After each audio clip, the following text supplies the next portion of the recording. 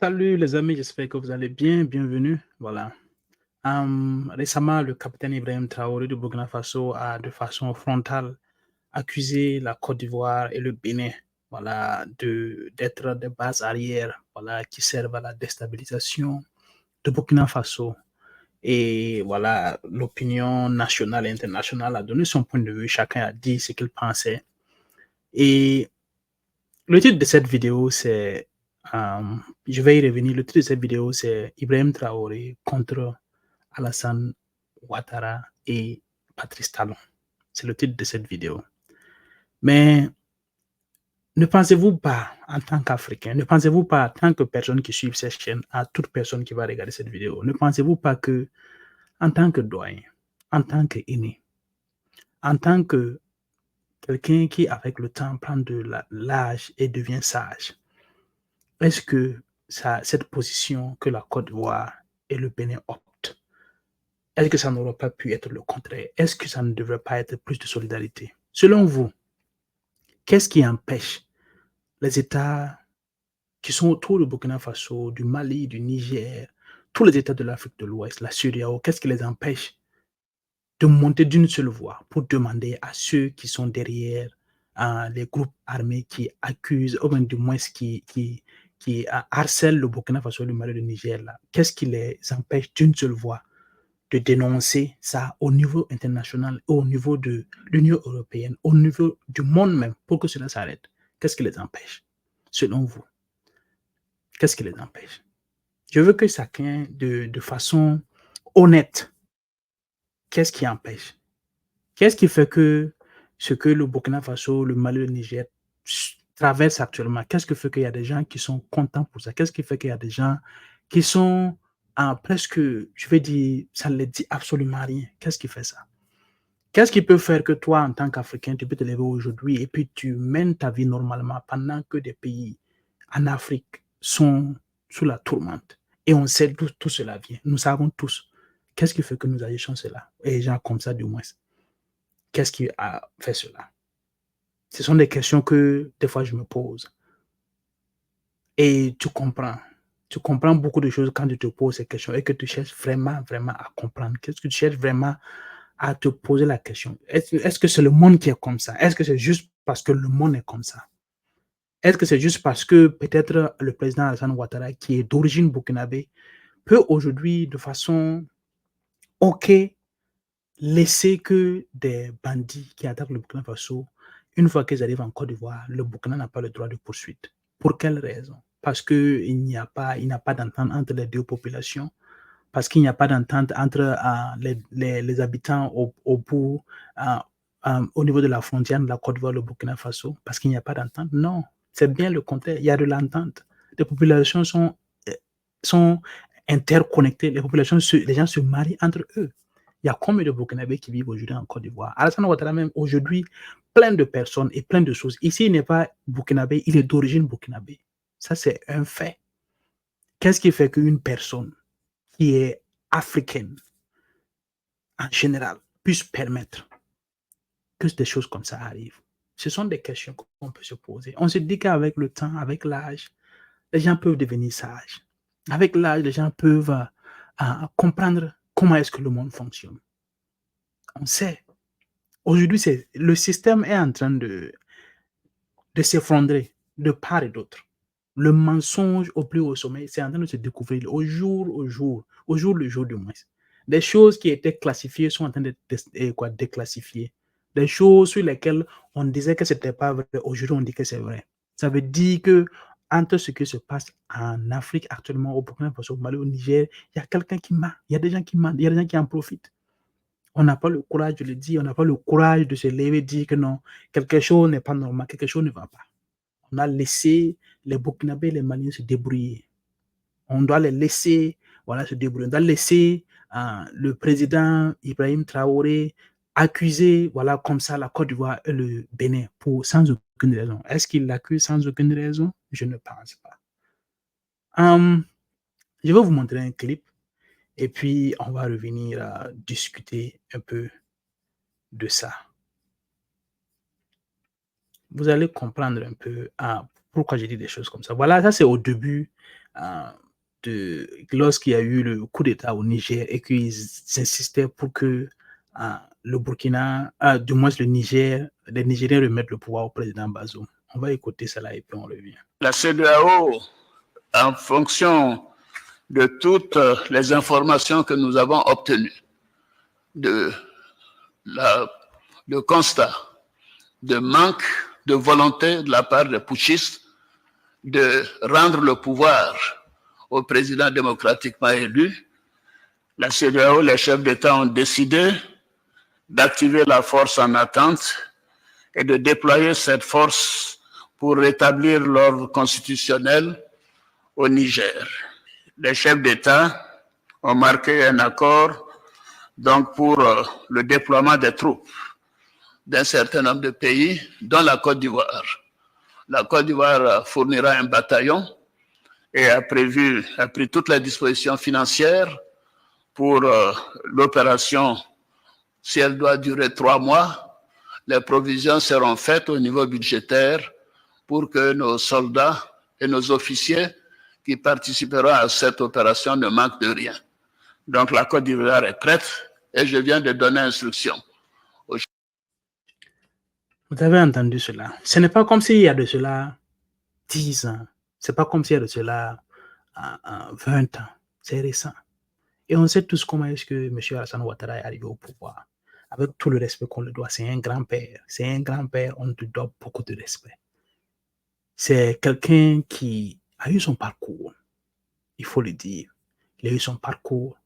Et la Côte d'Ivoire est un pays magnifique, il faut le dire. La Côte d'Ivoire est un pays béni, il faut le dire, parce que revenir d'une crise post-électorale comme ça et puis rebondir comme ça, aujourd'hui, être en construction et tout ça, il faut reconnaître qu'il y a quelque chose qui est fait. Maintenant, ces choses sont faites comment? Voilà, des fois, on dit quand tu veux éteindre le feu, peu importe l'eau, voilà, que ce soit de l'eau propre, de l'eau sale, pourvu que ça éteigne le feu. Qu'est-ce qui est fait pour que toutes ces constructions, toutes ces choses, on a vu avec la CAN qu'il y a eu beaucoup d'emprunts voilà, qui ont été faits. Certes, ça ne nous regarde pas, ça ne me regarde pas particulièrement. Quand même, ça me regarde parce que je sais que si les choses ne vont pas bien au Burkina Faso, il y a des gens qui sont impactés en Côte d'Ivoire. Si les choses ne vont pas bien en Côte d'Ivoire, c'est clair et net qu'il y a des gens qui seront impactés au Burkina Faso et vice-versa. Nous sommes des pays qui sont liés par l'histoire et la géographie et par le nombre de populations qui interagissent entre les uns les autres. Toute l'Afrique même, c'est-à-dire toute l'Afrique de l'Ouest, pour ne pas dire toute l'Afrique. Et on peut être assis comme ça, en tant que jeune. On est assis, on regarde, on observe. On regarde, on dit rien. C'est vrai qu'il y a des voix qui s'élèvent. C'est vrai qu'il y a des gens qui dénoncent cela. Mais vous trouvez que c'est normal que pendant des années, des pays qui sont en train de faire tout leur possible pour venir à bout du terrorisme, la réponse qu'on peut donner, parce qu'il y a des gens qui sont exacerbés, qui sont fatigués, que leur président, je vais citer le président Mohamed Bazoum qui disait que les terroristes sont plus aguerris que les armées. Si un président dit comme ça ici aux États-Unis, qu'est-ce que vous pensez qu'on va faire à ce président? Il va être destitué le lendemain. Si un président dit une chose comme ça en France, il va être destitué le lendemain. Mais des présidents se permettent de dire des choses comme ça. Ce n'est pas des choses qu'on invente pour dire. Généralement, c'est eux qui nous donnent de la matière. Nous, on nous fait des vidéos aujourd'hui sur Facebook, sur YouTube et consorts, parce qu'ils nous donnent de la matière. C'est eux qui l'ont dit. C'est le président Bazoum qui l'a dit. C'est le président Alassane Ouattara qui dit qu'ils sont prêts à activer une force en attente pour aller déloger des putschistes, pour aller potentiellement, à l'époque, vers la guerre à une autre armée pour remettre un président en place. C'est ce que le président Alassane Ouattara insinue dans cette adresse. C'est ce qu'il insinue. Ça veut dire qu'ils sont prêts à tout pour que les Africains s'entretuent, pour mettre une personne au pouvoir. Ils sont prêts à ça. Ils ne sont pas prêts à mettre une force en attente pendant des années pour venir en aide aux populations du Sahel. Ce n'est pas possible. On peut être contre le putsch, on peut être contre la prise du pouvoir de façon inconstitutionnelle. Mais pourquoi est-ce qu'on s'attarde toujours sur les conséquences au lieu de regarder les causes? C'est ça. C'est-à-dire, c'est tellement simple. Et ça bouillonne au dans beaucoup de personnes. Il y a beaucoup de personnes qui en ont plus que marre. Et il faut que les élites, les présidents africains comprennent une chose. Les choses ont changé partout dans le monde. Avec ce qui s'est passé hier ici aux États-Unis, des choses ont changé. Plein de choses sont en train de changer. Et comme je l'ai dit, il y a des choses qui vont être découvertes, il y a des choses qui se découvrent de chaque jour. On comprend des choses. On sait qu'il y a des guerres qui ont été menées sur la base de falsification. Par exemple, en Libye. Ça, c'est ce qu'on maîtrise. Pourquoi on a éliminé Kadhafi? Tout le monde le sait aujourd'hui. Pourquoi on l'a fait? Et quand le président sort dire clairement que c'est une erreur, qu'est-ce que ça veut dire? Qu'est-ce qu'il ne dit pas que ce qui est en train de se passer actuellement au Sahel est entretenu? C'est entretenu. Et un ancien général, qui sort, qui dit qu'il faut recoloniser l'Afrique, qu'il faut recoloniser l'Afrique, sort et dit une chose comme ça. Je vais essayer de trouver je vais essayer de trouver la vidéo. Il dit carrément il faut recoloniser l'Afrique. Et on l'aperçoit au Bénin. Qu'est-ce que ça envoie comme signal? Après, quelques mois après avoir dit, peut-être après 2 ou 3 mois après avoir dit qu'il faut recoloniser l'Afrique, même de façon physique, avec la force, après avoir dit des choses comme ça, on l'aperçoit au Bénin. Qu'est-ce que ça envoie comme signal?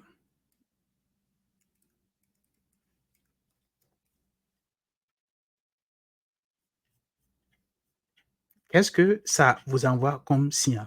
C'est ça. Je ne trouve pas les images, mais une chose est sûre, le général Lecointre est en Afrique. Il est en Afrique et il a rencontré le président béninois Patrice Talon. Et le président Ibrahim Traoré a été spécifique. Il y a eu des pistes qui sont aménagées à la frontière avec le Burkina Faso. Pourquoi des choses comme ça? Pour quelles raisons? Et c'est bizarre. C'est quand même paradoxal que le pays, le Bénin du grand roi Béhanzin, celui qui a été un résistant farouche, aujourd'hui serve peut-être de base arrière pour déstabiliser d'autres pays africains. C'est triste, c'est dommage. Et j'ai dit, quand j'ai vu le président, comment il s'appelle, le président Talon, dire à l'époque qu'il était contre l'intervention militaire comment on appelle ça, au Niger, même si la population béninoise était contre, par principe, il fallait acter, il fallait faire quelque chose. Ça, c'est un bon principe. Ou bien, comme on dit ça, je ne sais pas, aidez-moi avec le français. Ça, c'est un bon principe. Ça, c'est un bon principe. Des fois, je ne sais pas pour qui est-ce que ces gens-là nous prennent. Et des fois, je ne sais pas qu'est-ce qu'ils pensent comment est-ce qu'on réfléchit. Et ça ne peut que, comment on appelle ça, continuer à poser des questions. Et quand tu poses des questions, ici, ça devient comme si tu es un complotiste, on voit le mal partout. Non, répondez à ces questions. Pourquoi est-ce que les journalistes, certains grands journalistes qui ont accès à ces présidents, pourquoi ils ne posent pas les questions claires et nettes? Pourquoi on n'investigue pas? Pourquoi on ne fait pas des investigations sur ce qui se passe actuellement au Bénin? Pourquoi est-ce qu'aucun journaliste je ne sais pas, des grandes chaînes comme RFI, France 24 ne sont pas allés enquêter? Sur la RTV, on a montré clairement des terroristes qui viennent à Burkina Faso faire des actions et une fois qu'ils retournent en Côte d'Ivoire, les Burkinabés n'ont pas le droit de les poursuivre là-bas. C'est en Afrique. C'est le même pays, c'est les mêmes populations de part et d'autre des frontières. Pourquoi laisser que des élites qui sont dans des salons feutrés, qui sont à l'aise, qui ont tout, prennent le risque que des choses comme ça arrivent? Pourquoi on doit les laisser continuer à faire des choses comme ça? Pourquoi on ne les demande pas des comptes? Pourquoi on ne peut pas les poser des questions? Pourquoi est-ce qu'ils font ça?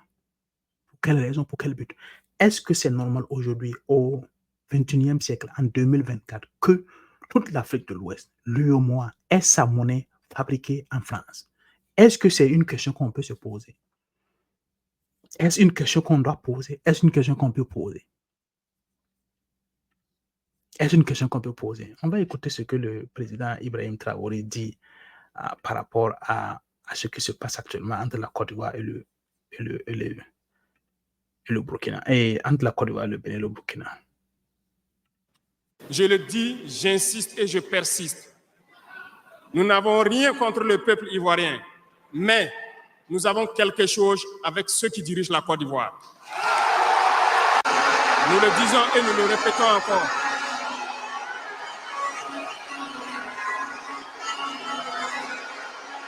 Laissez-moi vous dire quelque chose. Permettez-moi de vous dire quelque chose. Il y a bel et bien à Abidjan un centre des opérations pour déstabiliser notre pays. Personne ne peut le nier et nous ferons les preuves dans les jours suivants. Dans son discours, le président burkinabé a également pointé du doigt l'attitude de notre pays voisin, le Bénin. Ibrahim Traoré a soutenu que le Bénin héberge 2 bases militaires françaises. Personne ne viendra nous dire qu'au Bénin, il n'y a pas de base française dirigée contre nous. Nous avons les preuves sous la main. 2 bases importantes.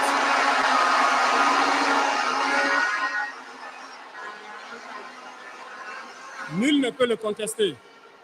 Et je les mets au défi. Et nous n'avons rien contre le peuple béninois. Là, nous avons un problème avec la politique des dirigeants béninois. Ces accusations contre le Bénin ne sont... Vous voyez?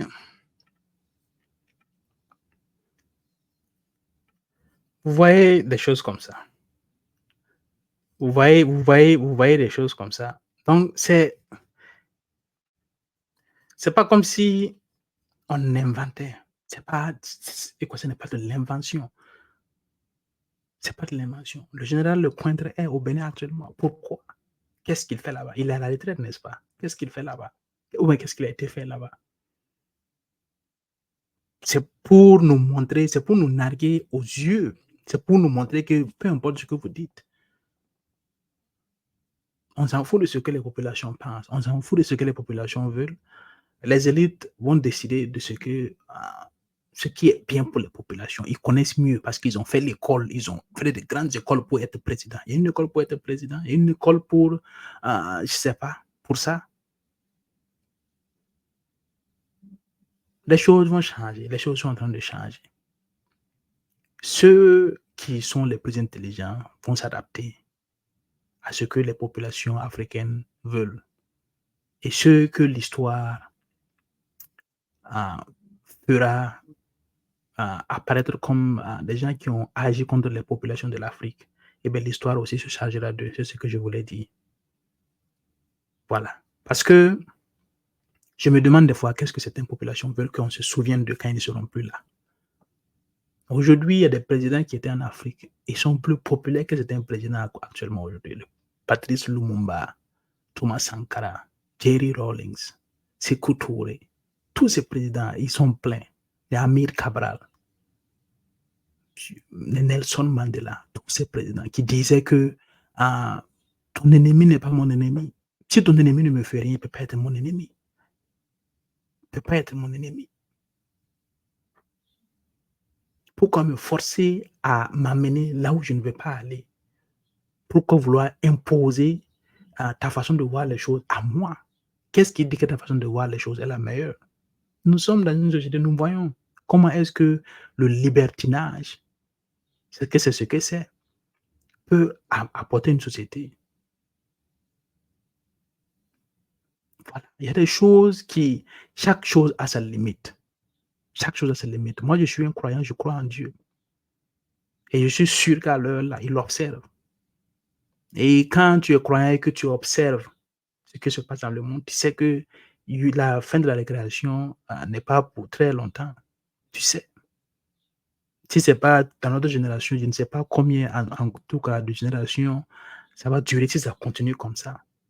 C'est une vérité, c'est une réalité. Le monde est sans dessus-dessous, de tous les continents, Europe, Afrique, Asie ou encore. Hier, aux États-Unis, ici, on peut dire en Amérique, on a essayé d'assassiner l'ancien président Donald Trump. Si cet acte était passé, qu'est-ce que ça aurait pu amener comme conséquence? Dieu seul sait. Étant donné que le président Trump a une grande majorité de la population américaine qui le supporte. Qu'est-ce que ça allait donner? On est en train de s'amuser.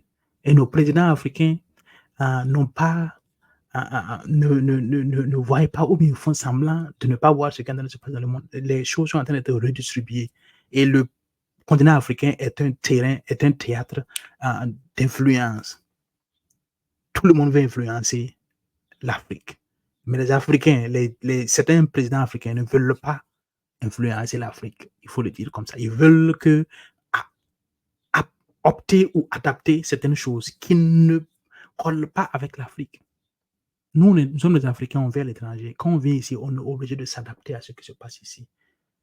Si quelqu'un veut venir en Afrique, il s'adapte à ce qui se passe en Afrique. C'est tellement simple.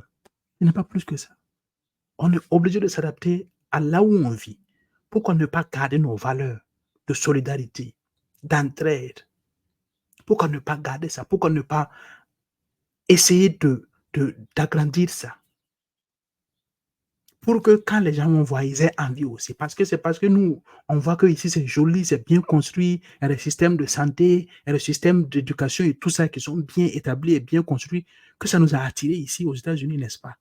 Pourquoi ne pas que notre façon de vivre en société, notre façon de s'aider, de s'entraider, puisse attirer d'autres personnes qui veulent venir vivre aussi là-bas? Parce qu'aujourd'hui, ce qu'ils ont ici, nous, on n'a pas ça chez nous. Mais ce que nous avons chez nous, eux n'ont pas ça chez nous. C'est comme ça que le monde peut évoluer. Si une autre façon, ça va être... Je dis que c'est possible. Un monde unipolaire, c'est pas possible. Ce n'est pas possible. On est différents. On est différents. On est la même race, mais on n'est pas de la même ethnie. Nous sommes différents. Nous sommes différents. Il y a des choses, des fois, je ne sais pas si de fur et à mesure, on va avoir la force de parler de certaines choses. Il faut qu'on dise les choses. Parce que quoi qu'on dise, il y a des gens qui ont le courage, qui ont le courage obscur de de partager leur vision qui n'est sûrement pas la bonne, qui est sûrement néfaste. Il faut que nous aussi on ait le courage de dire les choses de la lumière, des choses qui sont vraies. Il faut qu'on ait le courage de dire, parce que ce n'est pas normal, ce n'est pas juste que des personnes aient le droit de mentir et que d'autres personnes n'ont pas le droit de dire la vérité. Ce n'est pas possible. Ça ne peut pas continuer comme ça. Quelqu'un ment, quelqu'un tire les ficelles, quelqu'un veut contrôler ce monde. Oui, quelqu'un veut contrôler ce monde. Le monde n'est pas pour quelqu'un de contrôler. Seul Dieu peut contrôler ce monde. Personne, nul n'a le droit de le faire. Nul n'a le droit de le faire. Comme je l'ai dit, les temps sont assez corsés, que chacun attrape ce en quoi il croit, et que ceux qui sont croyants priez beaucoup pour vos familles, priez beaucoup pour vous-même, pour vos familles, et puis pour vos communautés, pour vos nations. On en a besoin, on en a plus que besoin. Voilà.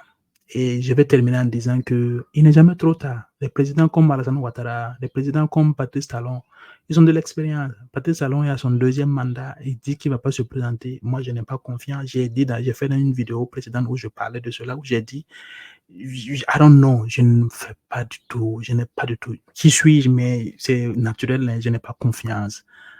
Parce qu'il a fait trop de micmac. Voilà, dit une chose aujourd'hui, dit une autre chose demain, dit une chose aujourd'hui, dit une autre chose demain.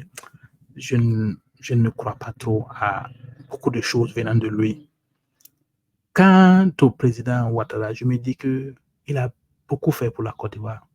Il a combattu, il a gagné, il est venu à la présidence, il devait prendre sa retraite, la personne qui devait le remplacer est décédée et il est sorti dire que il n'a personne pour le remplacer parce qu'il n'a pas eu le temps de former une personne pour le remplacer. C'était comme si, hormis lui et la personne qui l'avait formé, il n'y a pas de personne en Côte d'Ivoire, il n'y a personne en Côte d'Ivoire qui peut gérer la Côte d'Ivoire. C'est ce que moi j'ai compris et c'est ce que ça sous-entend.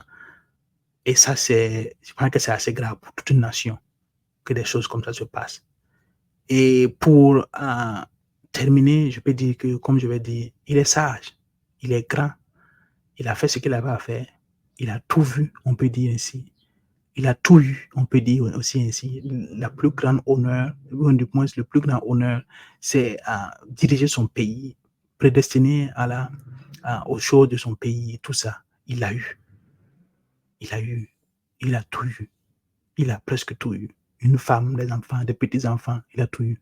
Est-ce qu'il n'est pas temps d'être encore plus sage, d'aller se reposer et de se jouer les médiateurs pour amener la paix en Afrique? Est-ce que ça ne serait le plus honorifique que d'être le président par qui certaines choses mauvaises sont arrivées? Est-ce que ça ne donne pas plus d'honneur? C'est une question que je pose à l'audience et c'est une question que je pose à ceux qui aiment bien le président Alassane Ouattara. Est-ce que ce n'est pas mieux? Est-ce qu'après cet âge-là, est-ce qu'il n'est pas mieux qu'il aille se reposer? Tout comme le président Biden ici. La vérité, il faut le dire. Il ne faut pas que des gens qui ont tout eu, qui ont tout vécu, jouent avec la destinée des pays parce que ce sont des jeunes générations, ce sont des jeunes qui sont en train de monter, qui sont en train de grandir, qui ont espoir d'avoir des pays en paix pour pouvoir vivre et élever leur famille. Et comme je le dis, nous sommes une génération. Chaque génération a un combat à mener. C'est parce que d'autres personnes ont mené un combat que nous pouvons aujourd'hui nous asseoir devant nos caméras, dans nos pays et tout ça, espérer un avenir meilleur. Et c'est à nous aussi de préparer le terrain pour les générations futures, sinon nous aurons échoué. Ce n'est pas contre quelqu'un, ce n'est pas pour quelqu'un, c'est pour moi que je le fais. Je ne fais pas ces vidéos au fond pour quelqu'un. Oui, je supporte la transition parce que je pense qu'au Burkina Faso, parce que je pense qu'ils sont sur une bonne voie. Je peux avoir tort. Mais une fois, du moment où ils arrivent à fournir de l'équipement à l'armée qui se bat jour et nuit, peu importe au Mali, au Burkina, au Niger, qui se battent jour et nuit pour que des populations puissent vaquer à leurs occupations, moi, je ne peux que supporter cela. Sinon, laisser des gens, conduire les gens à l'abattoir, je ne peux pas supporter cela. Et aucune personne au monde ne peut supporter cela. À moins que tu ne sois un sataniste, tu ne peux pas supporter cela. Ce n'est pas juste ce qui est arrivé aux militaires burkinabés avant. Ce n'était pas juste. Aujourd'hui, ils ont les moyens de se défendre. Aujourd'hui, ils ont les moyens d'aller traquer les terroristes. Qui ne peut pas supporter cela? On peut ne pas aimer la tête du président Ibrahim Traoré, on peut ne pas aimer la tête de la transition et tout. Mais au moins, les hommes qui sont au front, les hommes qui se battent jour et nuit, on n'a pas le droit de les trahir, on n'a pas le droit de faire le jeu de certaines personnes, voilà, pour tenir leur image. Comment quelqu'un qui se bat pour que plus d'une vingtaine de millions de personnes vaquent à leurs occupations, on peut l'accuser de faire des exactions. Comment est-ce que c'est possible? Si c'est possible et si ça arrive, mais que la justice aussi fasse son travail. Tout le monde doit faire son travail. Et il y a une chose aussi que je dois ajouter avant de finir. Peu importe ce que la transition au Burkina Faso, au Mali, au Niger feront, peu importe le travail qu'ils abattront, à la fin de la guerre, si nous, jeunes, si nous, nos petits frères, nos grands frères, nous ne nous mettons pas sérieusement au travail, nous ne nous mettons pas au travail pour construire nos pays, dans 20 ans, on sera dans la même situation. On est trop dans le divertissement. J'ai de l'émotion quand je dis ça. On est extrêmement trop dans le divertissement. Trop dans le divertissement. C'est trop. C'est trop. On est trop diverti et on oublie l'essentiel. On oublie le plus important. On ne peut pas passer son temps à se divertir comme ça. Regardez là où les gens se divertissent en excès. Regardez ce qui arrive. Regardez comment leurs sociétés sont en train de devenir. Regardez. Vous vous souvenez de Sodome et Gomorrhe dans la Bible, dans le divertissement. Oui,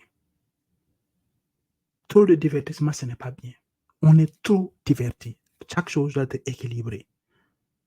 Chaque chose doit être équilibrée. Le monde doit être équilibré. On est trop dans le divertissement.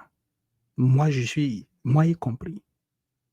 Et c'est pour ça que j'ai décidé de faire des vidéos de plus en plus comme ça, pour partager mes opinions, pour dire ce que je pense, pour montrer ce que je fais, pour que ça puisse inspirer d'autres personnes, des jeunes Africains, des jeunes, peu importe, de tout le monde entier.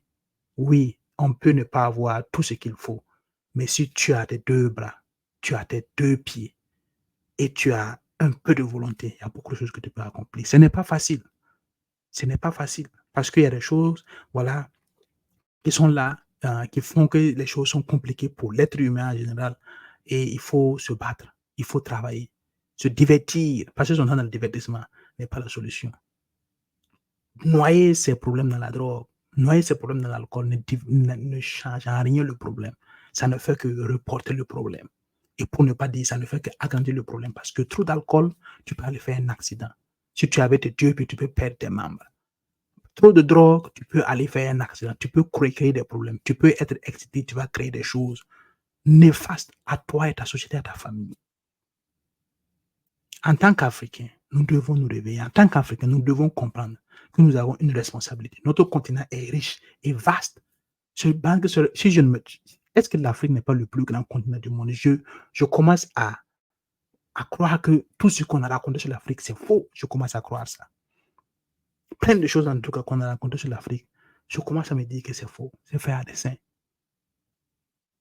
Si des continents comme l'Europe, des pays comme la France, la Belgique, les États-Unis, la Chine,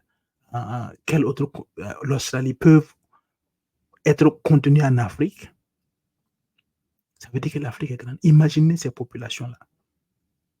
La Chine, qui a presque 2 milliards, au moins si ce n'est pas 2 milliards d'habitants, peut entrer en Afrique. L'Afrique a combien de milliards d'habitants? On est une force, on est une masse. Si on se met ensemble, on peut accomplir des prodiges. Il y a l'intelligence. Je ne me compte pas parmi les plus intelligents en Afrique. Je sais qu'il y a des gens qui sont magnifiques, qui sont brillants en Afrique. On le voit tous les jours sur les réseaux sociaux. Il y a de la brillance, il y a des idées, il y a de la volonté. Regardez le colonel Goïta, regardez le capitaine Ibrahim Traoré. Regardez, il y a de la volonté.